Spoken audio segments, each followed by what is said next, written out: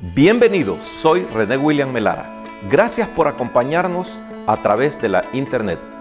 Nuestra oración es que el mensaje de hoy sea de bendición y pueda comprender el amor y propósito de Dios para su vida.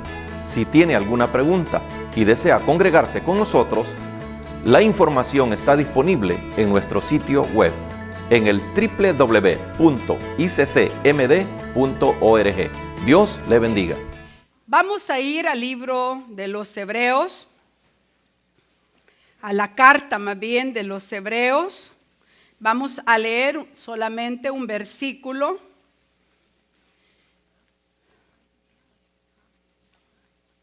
Dice la palabra de Dios en Hebreos capítulo 9, versículo 2.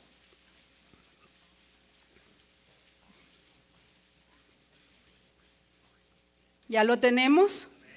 Dice la palabra del Señor de la manera siguiente: porque el tabernáculo estaba dispuesto así.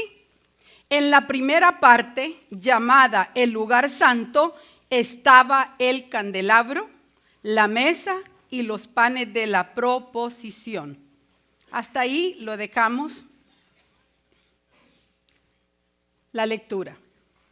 Hemos aprendido acerca del tabernáculo, que el propósito del tabernáculo, Dios habitar en medio de su pueblo. Y Él así lo cumplió. Y Él así lo cumple en Cristo Jesús. Aprendíamos también acerca de la primera parte a la cual tenía acceso el pueblo. La única parte a la cual tenía acceso el pueblo era el atrio. Y en el atrio, al atrio no se podía ingresar sino solamente por una cortina, por una sola puerta.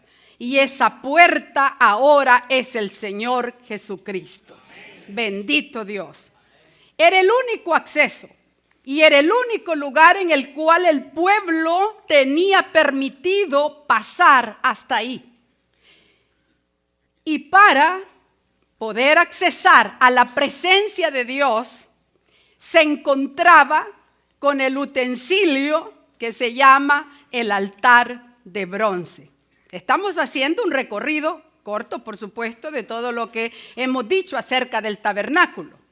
Y en ese altar de bronce, el oferente entregaba un sacrificio que el sacerdote llevaba a cabo, queriéndole dar a entender al pueblo que sin sangre no podía acercarse a Dios.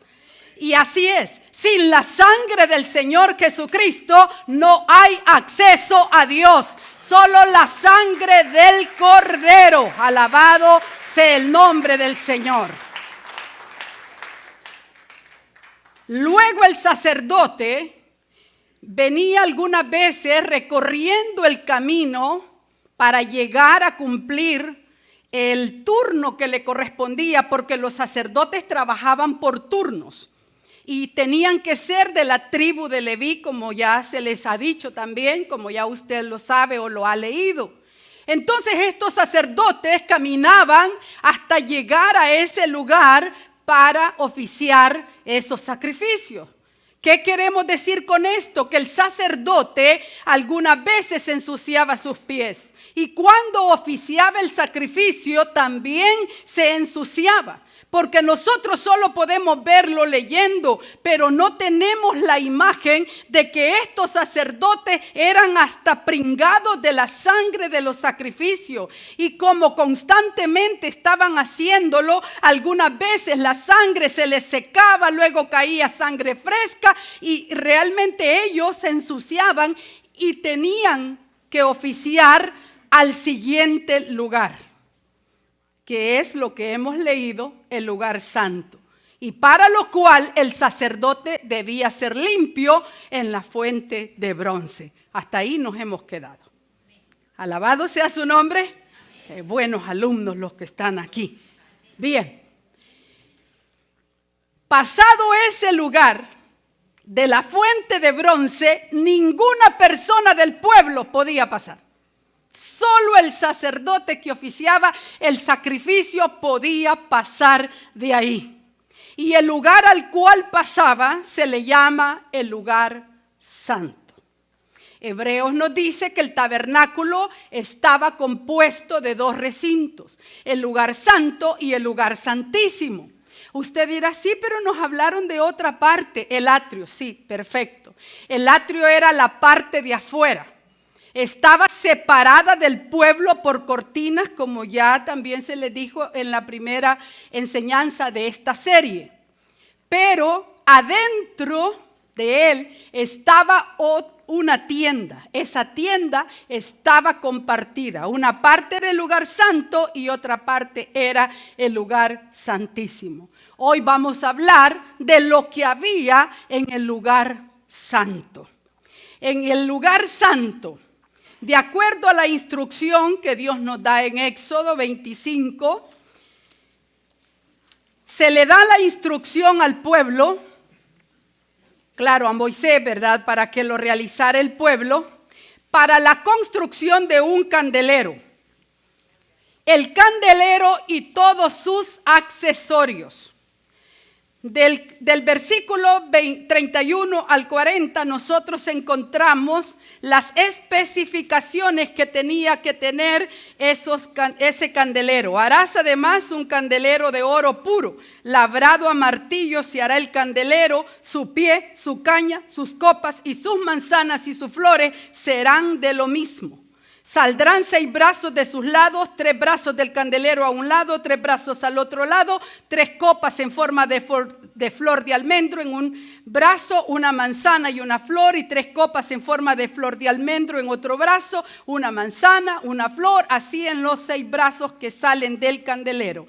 Y en la caña central del candelero, 4 copas en forma de flor de almendro, sus manzanas, sus flores. Habrá una manzana debajo de 2 brazos del mismo, otra manzana debajo de otros 2 brazos, así para los 6 brazos que salen del candelero. Sus manzanas, sus brazos serán de una pieza. Todo ello una pieza labrada a martillo de oro puro, y le harás 7 lamparillas, las cuales encenderás para que alumbren hacia adelante. También sus despabiladeras y sus platillos de oro puro, de un talento de oro fino, lo harás con todos estos utensilios. Mira y hazlos conforme al modelo que te ha sido mostrado en el monte. Hermanos, ese candelero era obra primorosa. Era hecho por personas que tenían la aptitud, que tenían el talento de labrar en oro. Estos hombres fueron escogidos, 2 principalmente, Bezaleel y Aholiab. A estos hombres se les dedicó y les dijo Moisés, ustedes son los encargados de que todo diseño, oiga bien, todo diseño de cada utensilio se lleve a cabo tal y como Dios me lo ha mostrado a mí. Dice que Dios lo llenó de sabiduría, Dios lo llenó de inteligencia, Dios lo llenó de ciencia, y ese candelero era un candelero muy hermoso. Algunos calculan que esos utensilios pesaban entre 120 a 132 libras de oro. Oiga bien, libras de oro. Tenía 7 lamparitas, 7 lucitas que salían de ese candelero. Pero mire la característica de la luz que emanaba de esas lamparitas. ¿Hacia qué lugar? ¿Hacia qué dirección? Hacia adelante. Hermano, porque así es la luz de Dios. Siempre nos ilumina, pero hacia adelante, hacia mejorar, hacia ver mejor. Pero hay otra cosa bien importante en cuanto al candelero. Fíjese de que el candelero debía de ser alimentada su luz por medio de aceite. Y ese aceite iba a ser de olivas machacadas. Eso lo dice Levítico capítulo 24 del 1 al 2, no lo busque. ¿Por qué era de olivas machacadas, de aceitunas machacadas? Porque ese aceite era de mayor calidad que aquel que se sacaba hirviendo a las aceitunas. Y el Señor se merece lo mejor. Por eso era de olivas machacadas. Pero hay otro detalle en este aceite. Bueno, vamos a irlo a buscar mejor, para que lo lea usted directamente en Levítico 24, algo bien importante en cuanto al aceite que debía de proveerse. 24.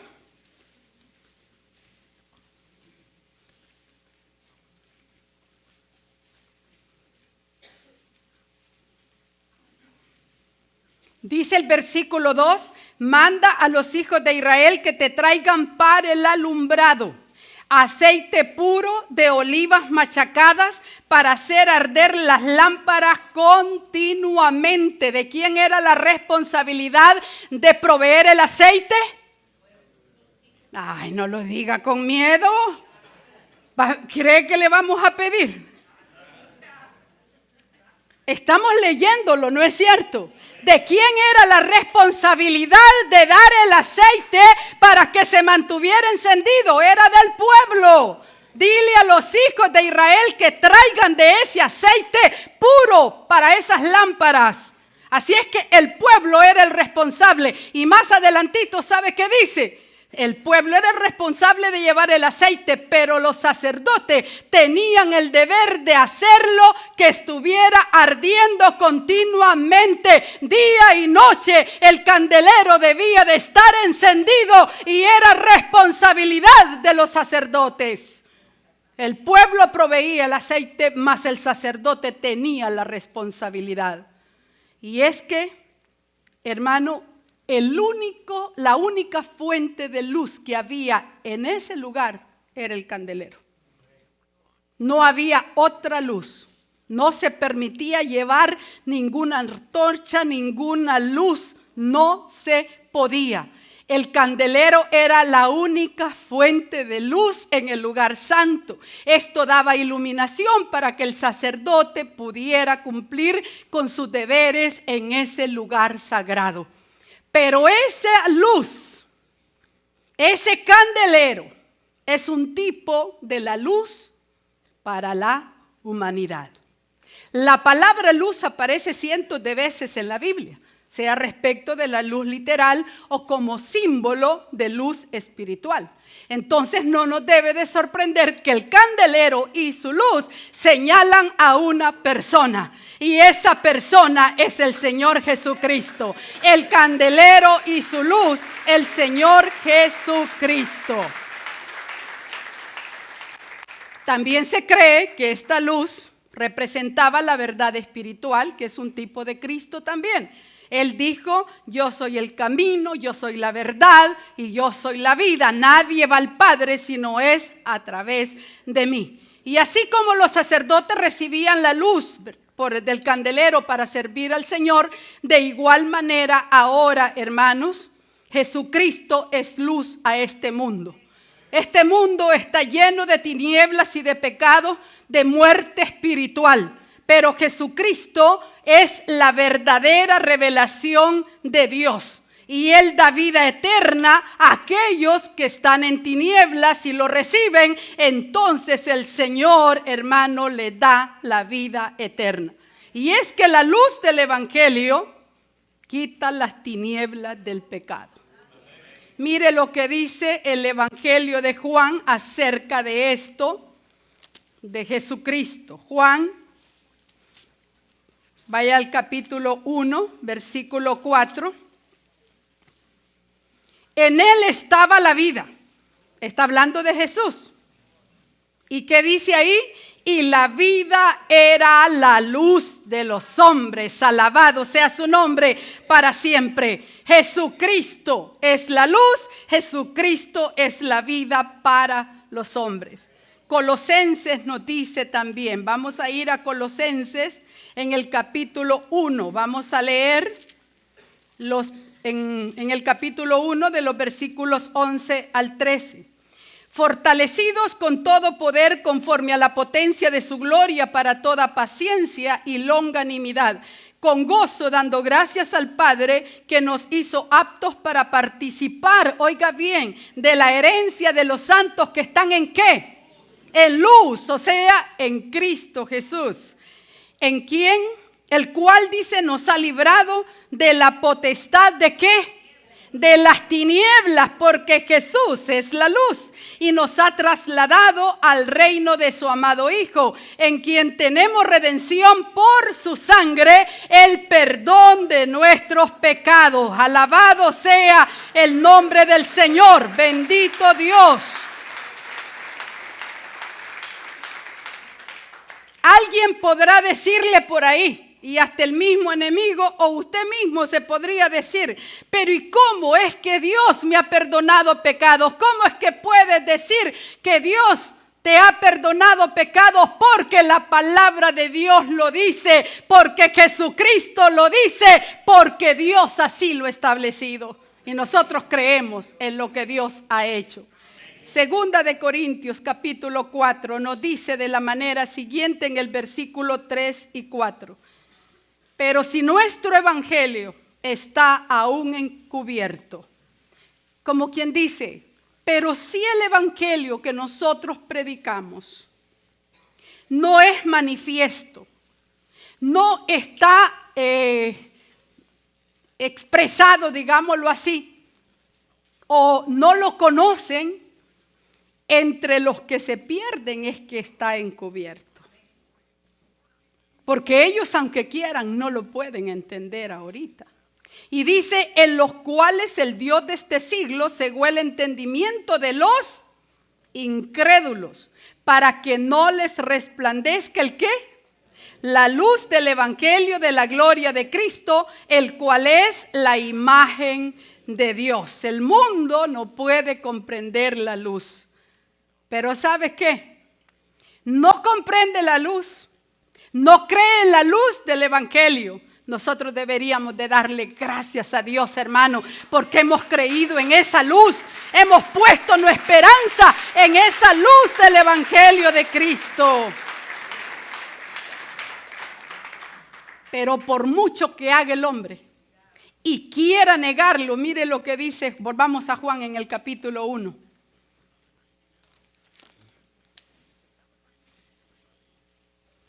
La luz en las tinieblas resplandece. Y las tinieblas, ¿qué dice ahí?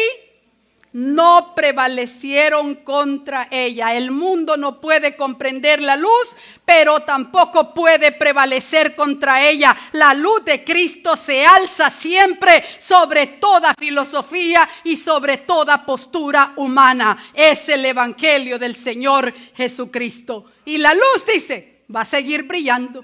La luz seguirá brillando. Este mundo se va a acabar, pero la luz seguirá brillando porque es Jesucristo. Bendito Dios, se llegará el día en que ni siquiera el sol y la luna brillarán, pero el Cordero iluminará porque Él es la luz de Cristo. Bendito sea el nombre del Señor.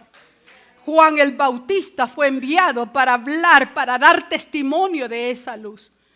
Y Juan el Bautista no llamó la atención hacia sí mismo, sino que señaló al Señor Jesucristo. Y le dijo, no soy yo, es Él. Y en Él pueden ser salvos. Se señala a Cristo como la luz verdadera. Mire lo que dice, vamos otra vez a Juan. Es que Juan da mucho testimonio acerca del Señor Jesucristo. Juan siempre en el capítulo 1. Aquella luz verdadera que alumbra a todo hombre. Aquella luz verdadera que alumbra a todo hombre venía a este mundo. Bendito Dios para siempre. Hermanos, se señala a Cristo como la luz verdadera. Y es que no puede haber otra persona, otro ser, otra divinidad como el Señor Jesucristo. Justamente al iniciar el culto nos señalaban una gran diferencia entre otros líderes religiosos, entre otras deidades. ¿Qué decían? Esas deidades cuando murieron están sus restos en la tierra, pero los restos de nuestro Cristo no se encuentran porque Él está sentado a la diestra de Dios.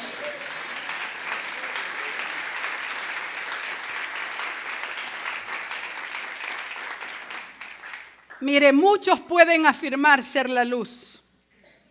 Serán una luz, pero no la luz verdadera. El único que expresó que era la luz es el Señor Jesucristo. Fíjese que aunque Satanás mismo se pueda vestir de ángel de luz, como dice la Escritura, porque así lo dice, no es la luz verdadera. No hay en él luz, sino que tinieblas hay en él. Pero el Señor Jesucristo, fíjese que aprovechó una oportunidad. No lo vaya a buscar. En el capítulo 7 del Evangelio de Juan, había habido una fiesta que se le llamaba la fiesta de los tabernáculos. Y uno de los temas de esa fiesta era la luz, porque recordaban la gloria, aquella gloria que los guiaba de día y de noche por medio de la presencia de Dios cuando ellos andaban de aquí para allá en el desierto. Después de esa fiesta vino el Señor Jesucristo y tomando ocasión hace una declaración que es la primera de 7 declaraciones que comienzan con yo soy. Vaya a Juan capítulo 8 versículo 12 porque sí vamos a leer esas palabras. Dice: otra vez Jesús les habló diciendo: yo soy la luz del mundo. El que me sigue no andará en tinieblas, sino que tendrá la luz de la vida. Nosotros tenemos la vida eterna porque tenemos a la luz. Tenemos a Cristo en nuestro corazón y cuando Él llegó iluminó nuestras tinieblas. Solo hasta que Él llegó a nuestra vida pudimos darnos cuenta que estábamos en un ambiente de inmoralidad y de pecado. Es Cristo el que ilumina para que nosotros podamos entender en qué caminos hemos andado y de qué nos ha librado el Señor Jesucristo. Y ahora somos libres en la luz y caminamos en la luz porque Cristo está con nosotros.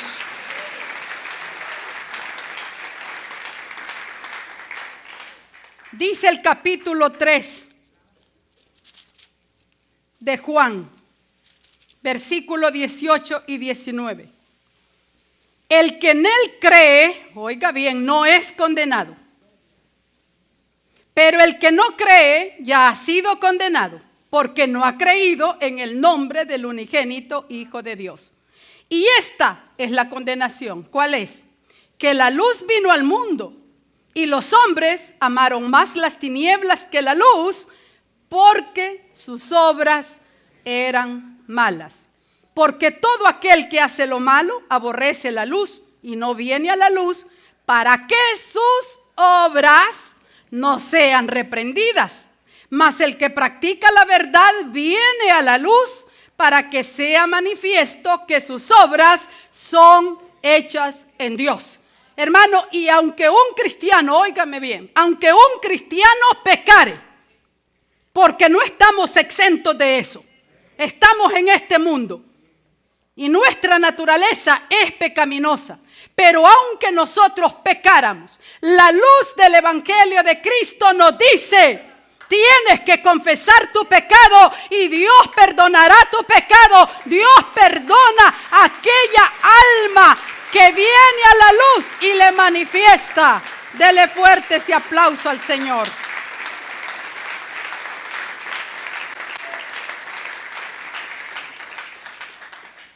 Pero en el lugar santo había otro utensilio. Y era la mesa de los panes de la proposición o el pan de la presencia. Que se encontraba en el lado norte del lugar santo. Esto también usted puede leer la descripción en Éxodo 25. Era una mesa hecha de madera de acacia, como todos los utensilios de madera, se usó esa madera de acacia. Era una madera duradera, resistente a los insectos y procedía de la península del Sinaí.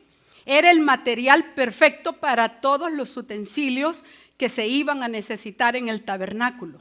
Tenía una moldura a su alrededor y tenía una cornisa, o sea, como quien dice un canalito así, ¿verdad? Para que las cosas no se derramaran. Tenía 4 anillos, en esos 4 anillos se ponían unas varas siempre de madera de acacia, cubiertas de oro, para que este utensilio fuera llevado sobre los hombros de los sacerdotes a quienes les correspondía llevarlo, porque no era de cualquiera tampoco, era de que Dios había señalado quienes iban a hacer ese trabajo. Pues bien, se usaba el pan para el pan de la proposición. Se ponía también sobre esa mesa, ¿verdad? Junto con el incienso. O sea que el sacerdote llegaba, ponía 6 tortas de pan y 6 tortas. 2 hileras de 6 panes cada una. Sobre ellas depositaba el incienso y eso lo hacía que emanara un olor fragante ese pan. Este pan era símbolo de la presencia y la provisión de Dios. Su presencia estaba en ese lugar sobre el tabernáculo mediante la gloria de Dios. Fíjese bien, pero este pan era cambiado cada semana. El día de reposo entraba el sacerdote, agarraba el pan y ponía pan fresco. Pero ¿qué hacía con el pan que se quitaba de la presencia de Dios? Se le daba a los sacerdotes para su alimento. Símbolo de que Dios era y es quien sostiene, quien da provisión a cada uno de su pueblo. Si alguien le sirve a Dios y cree que pierde su tiempo, que pierde sus capacidades, no sabe a qué Dios le sirve, porque Dios sí da provisión. Dios provee a nuestras necesidades.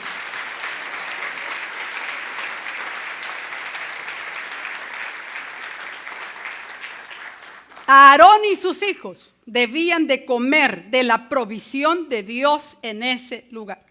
Así, el pan que se ofrecía servía como ofrenda al Señor y también provisión de alimento para sus sacerdotes. Pero ¿sabe qué? Este pan también simbolizaba esa provisión espiritual que un día Dios le daría a sus hijos. Sin embargo, hay una promesa en cuanto a esto de la provisión. Si alguien ha venido afligido por dinero, si alguien ha venido afligido por trabajo, si alguien ha venido y ha dicho quizás mañana no voy a tener nada que comer, aunque es bien difícil en este país, pero se dan casos, podría ser, ¿verdad? Si usted cree que podría fallarle la provisión de Dios, está muy equivocado. Dios no va a fallar. Dios alimenta, hermano, hasta los pajaritos del campo. Dios viste a los lirios del campo. Dios le da provisión, hermano, a toda la creación. ¿Cómo no se la va a dar a usted? ¿Quién es usted? ¿Quién es usted? Y aunque al enemigo le cueste creerlo, nosotros somos hechos hijos de Dios. Y si hijos tenemos a un Padre, y ese Padre nos alimenta a nosotros. Solo le quiero leer un versículo en cuanto a estarse tranquilo de la provisión material. Hermano, para Dios no es difícil, pues. Eso es de lo más fácil. Darle pan de este mundo. Eso es de lo más fácil. Y dice Hebreos 13, versículo 5, no lo busque, yo se lo leo. Sean vuestras costumbres sin avaricia, contentos con lo que tenéis ahora, porque Él dijo, no te desampararé, ni te dejaré. De manera que podemos decir confiadamente, el Señor es mi ayudador, no temeré lo que me pueda hacer el hombre. Bendito Dios.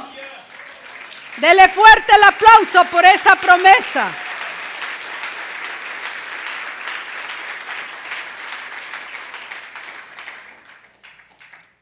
Ese pan era símbolo. Ya le dije, para Dios es facilísimo llenar el vientre nuestro. Hasta de más lo ha llenado, hermano. Muchos de nosotros hasta pasaditos de peso estamos. Y no digamos que es por... Mire, yo no sé, es que yo hasta el agua me engorda. Mentira. Estamos provistos, hermano. Estamos provistos. Pero esa provisión era símbolo de una provisión mayor y de mayor importancia y trascendencia de esta vida. Cristo, nuestra provisión. Fíjese que en el capítulo, tampoco lo vaya a buscar porque si quiere lo lee en su casa. Esa es una porción bastante extensa. En Juan 6, el Señor Jesucristo acababa de alimentar a 5,000 personas. ¿Cree que es difícil para Él darle de comer? Mire cómo comimos en el aniversario. ¿Usted cree que es difícil? Es de lo más fácil. Así que cuando usted diga que no tiene trabajo, que no tiene que comer, que no tiene aquí, solo acuérdese de los milagros que Dios ha hecho y ha dado de comer a miles. A miles le ha dado de comer. Dele fuerte el aplauso al Señor.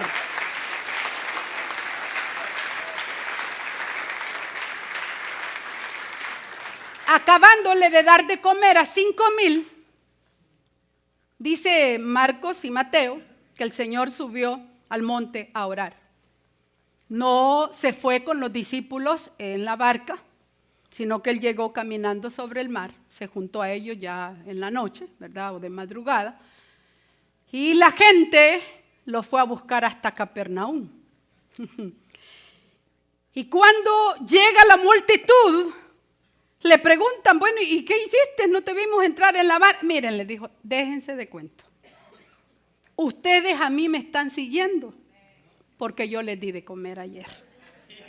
Así. Como muchos.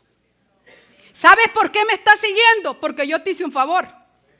Si no te hubiera hecho ese favor, a saber a dónde estuvieras. No estarías aquí. Como muchos que dicen, ay, yo quisiera tener mucho dinero, dele gracias a Dios que no tiene y por eso se encuentra aquí.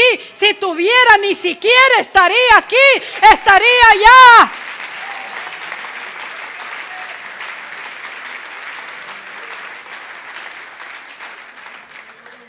Pero claro, la multitud, ¿verdad?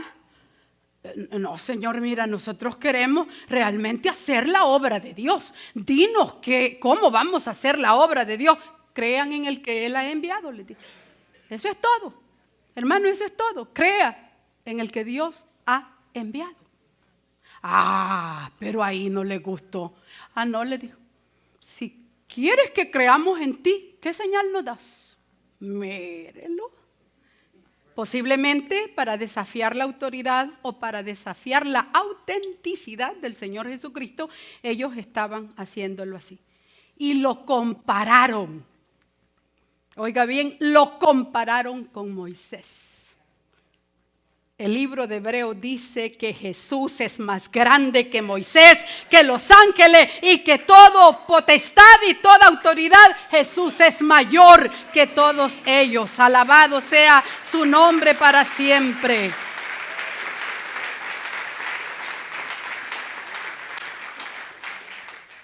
Así es que ese milagrito que tú has hecho, le dijo, eso no es nada.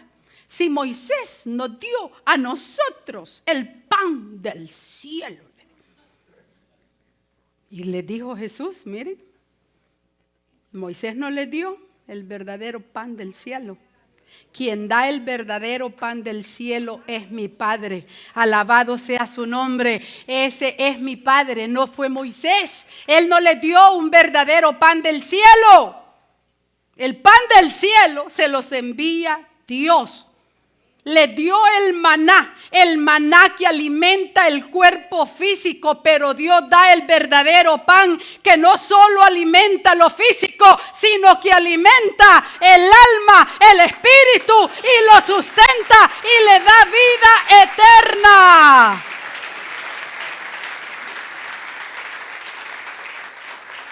El verdadero pan, les dijo, es el que descendió del cielo y él sí da verdadera vida.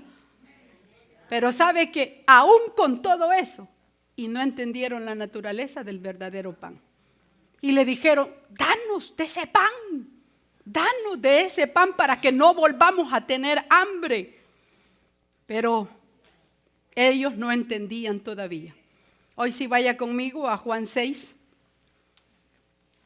Solo leemos 34 y 35 de Juan 6. No se me vaya a quedar ahí. Le dijeron, Señor, danos siempre de este pan. Jesús les dijo, yo soy el pan de vida. El que a mí viene nunca tendrá hambre y el que en mí cree no tendrá sed jamás. Aleluya. Alabado sea el nombre del Señor. Jesús es la fuente de vida eterna. Hermano, Jesús es el que sustenta todo. No hay nadie que pueda sustentar toda la creación.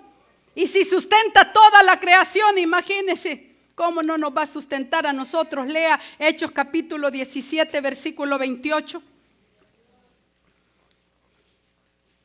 Porque en Él vivimos, en Cristo nos movemos. En Cristo somos, como algunos de vuestros propios poetas también han dicho, porque linaje suyo somos. Hermanos, nosotros descendemos de Dios, descendemos del Señor Jesucristo. En Él vivimos, en Él nos movemos y Él es quien sustenta nuestra vida. Hablábamos en la escuela de líderes acerca de lo que es el hombre. Porque el hombre tiene tantas preguntas. ¿Y quién soy? Y algunas veces se cree que puede vivir separado de Dios. El hombre no puede vivir separado de Dios. Esa no es vida. Solo basta una enfermedad mortal. Y ahí se da cuenta el hombre que no es nada. ¿O no es cierto? Dependemos de Dios. Dios nos sustenta. Jesús es nuestro pan. Él es el verdadero pan que descendió del cielo y el que de él comiere no tendrá hambre jamás. Jamás, dice la palabra del Señor, el que come de ese verdadero pan. Porque Jesús es el único que satisface el hambre espiritual del hombre. Si alguno ha creído que el amor de una mujer o el amor de un hombre le va a llenar el corazón, cuando reciba la desilusión se va a dar cuenta y esa hambre seguirá ahí. Si cree que el mucho estudio le va a llenar esa hambre espiritual, está equivocado. Pablo dijo que las muchas letras también son cansancio del espíritu. Y el vacío sigue ahí. Si siquiera hubiera obtenido un cartoncito en la universidad que ahora está valiendo hasta menos esos cartones, se va a dar cuenta cuando lo tenga que eso no significa llenar el corazón. Llenar el corazón es que esté Cristo en medio de nosotros, en nuestra alma, que sustente nuestra vida, que nos levante.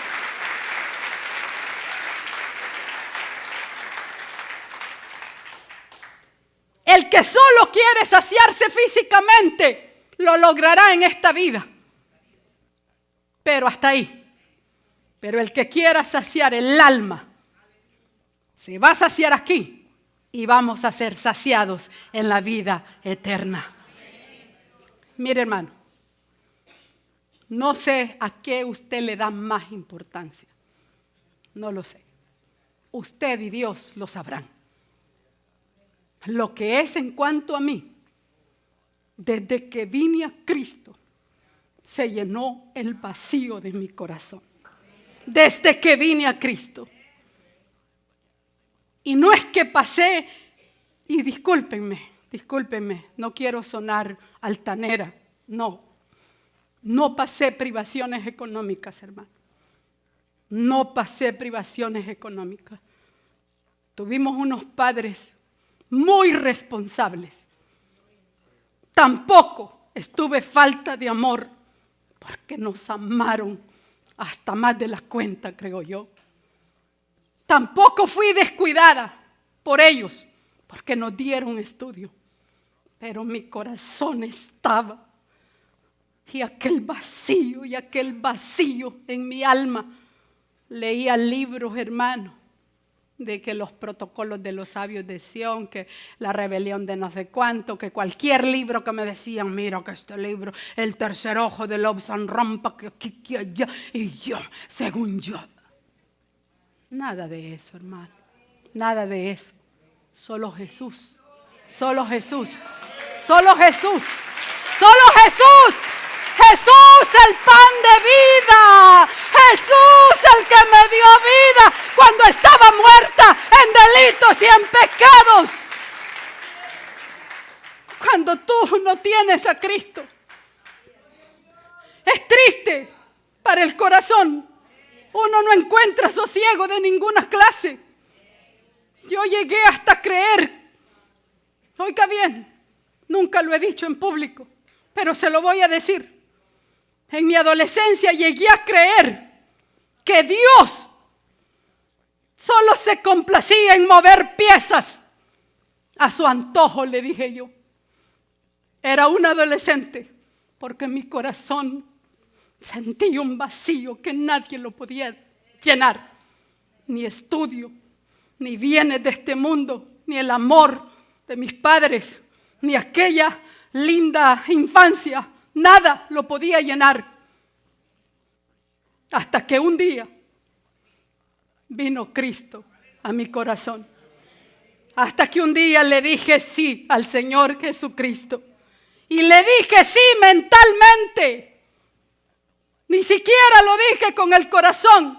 Pero al segundo día doblé mis rodillas y le dije, si tú eres Dios, dime lo que yo hice en ese momento que dije sí a Cristo. ¿Quién eres tú? Y Él me ha mostrado quién es Él. Él es el creador del universo. Él es creador de los cielos y de la tierra. Él es el Señor. Él es la luz. Él es el pan. Él es hermano. Él es todo en nuestra vida. El que perdona nuestros pecados.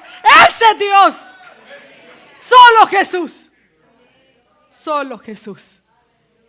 Y solo en Jesús va a encontrar sosiego el corazón del hombre, porque fue creado, fue hecho a imagen y semejanza de Dios. Bendito sea su nombre para siempre. Nos queda un último utensilio que estaba en el lugar santo, y ese era el altar del incienso. Era el mueble principal porque se encontraba en el centro del lugar santo antes de pasar al lugar santísimo. Era de madera de acacia igualmente, cubierto de oro. La diferencia estaba en la altura también, porque tanto la mesa como el candelero estaban a cierta altura, pero y también el altar de bronce, pero el altar del incienso era más alto que los otros utensilios. Tenía cuernos también, unos cuernos en los cuales se hacía expiación. El día de la expiación era el único día que podía llevarse sangre a esos cuernos, el día de la expiación, porque también se expiaba ese lugar. Tenía también la cornisa. ¿Y sabe qué? Por la mañana y por la tarde, Aarón quemaba incienso aromático en ese lugar. Sobre él. Ahí él quemaba un perfume que era hecho de 3 especies aromáticas. Usted lo puede leer en Éxodo 30 siempre. Ese perfume era especialísimo. Debía llevar la misma cantidad de esos 3 componentes y el incienso. El incienso, hermano, producía un perfume que era agradable. Imagínense, el olor de aquella sangre, porque no crea que el olor de la sangre es rico. Es detestable, hermano.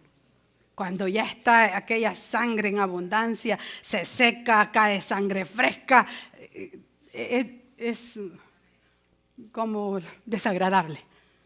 Pero lo que había ahí era un olor grato en el altar del incienso. ¿Y sabe qué dijo Dios?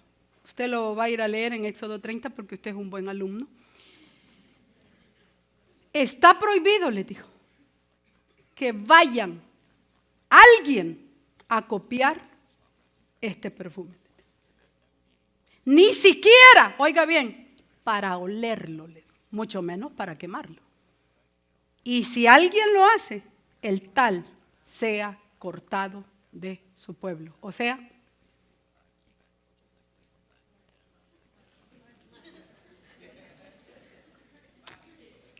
hermano, el incienso, mire el salmista, ¿con qué lo compara? Vaya conmigo al Salmo 142.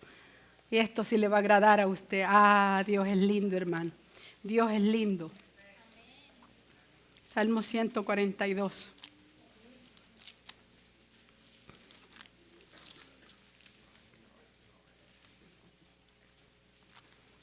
¿Qué nos dice el Salmo 142 en el versículo? Vamos a leer el versículo 2, hermano.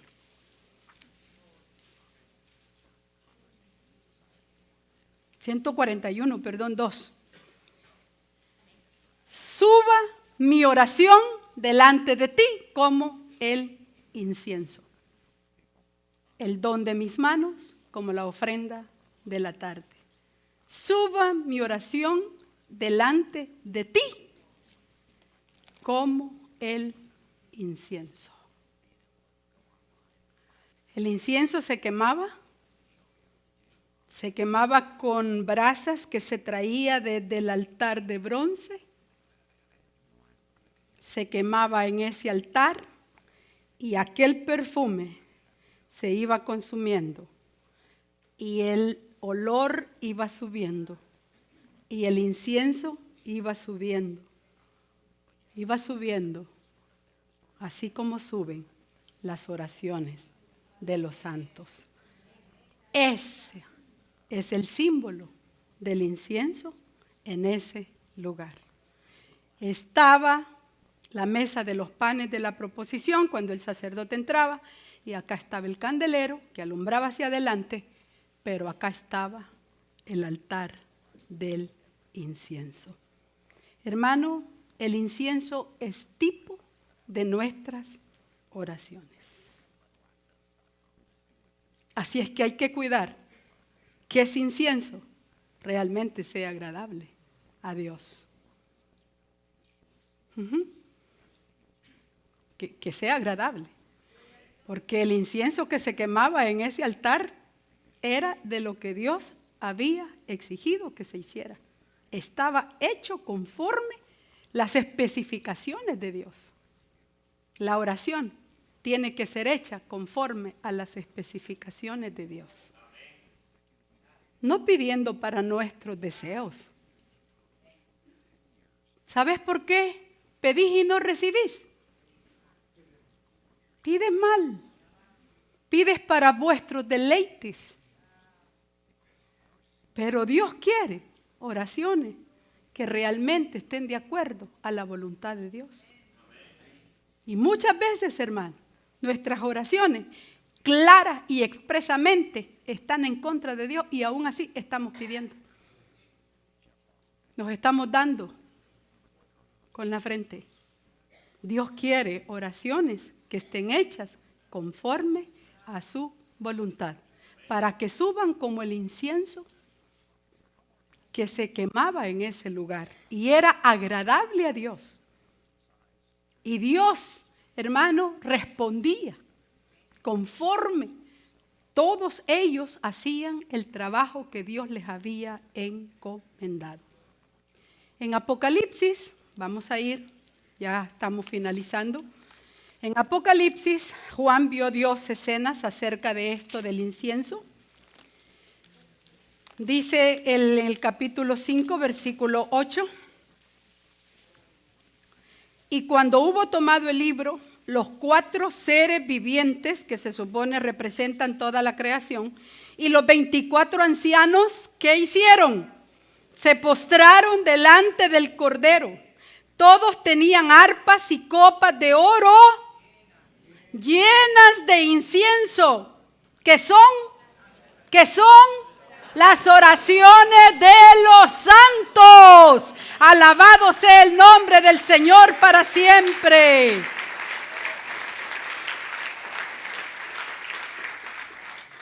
Apocalipsis 8, 3 y 4, otro ángel vino entonces y se paró ante el altar y se le dieron otro ángel vino entonces y se paró ante el altar con un incensario de oro y se le dio mucho incienso para añadirlo ¿a qué? A las oraciones de todos los santos sobre el altar de oro que estaba delante del trono. Alabado sea su nombre para siempre. En el cielo van a ver escenas parecidas a las que hubo en el tabernáculo. Bendito Dios, y ahí estarán sus oraciones, las suyas y las suyas y las mías también, delante del Cordero, quien merece la honra, el poder, la dignidad por los siglos de los siglos. Bendito Dios. Hermano, al Señor le interesa mucho que nosotros oremos. Él le refirió aquella parábola de la viuda y del juez injusto para que nunca dejemos de orar. Nunca dejemos de orar. Y dijo, quiero que los hombres levanten manos santas sin iras y sin contienda para que oren delante de mí. Alabado sea su nombre. Hermano, Dios es Dios bueno. Dios es maravilloso. Dice Juan capítulo 16, versículo 24 acerca de la oración. Hasta ahora nada habéis pedido en mi nombre. Pedid y recibiréis para que vuestro gozo sea cumplido. Alabado su nombre. Hasta ahora nada habéis pedido. Pedid para que vuestro gozo sea cumplido. ¿Sabe por qué? Porque pedimos muchas veces cosas materiales. Vámonos a las cosas que no perecen, buscando el reino de Dios y su justicia, y todas las cosas serán añadidas a estas. No se pone a pensar usted cuánto privilegio el Señor nos ha dado como pueblo. Él es la luz, Él es el pan, y nuestras oraciones son el incienso que sube delante del Dios de los cielos. Confiamos que el mensaje de hoy haya sido de bendición para su vida. Si tiene alguna pregunta o desea información de nuestras actividades y cultos, visite nuestro sitio web en el www.iccmd.org. Muchas bendiciones.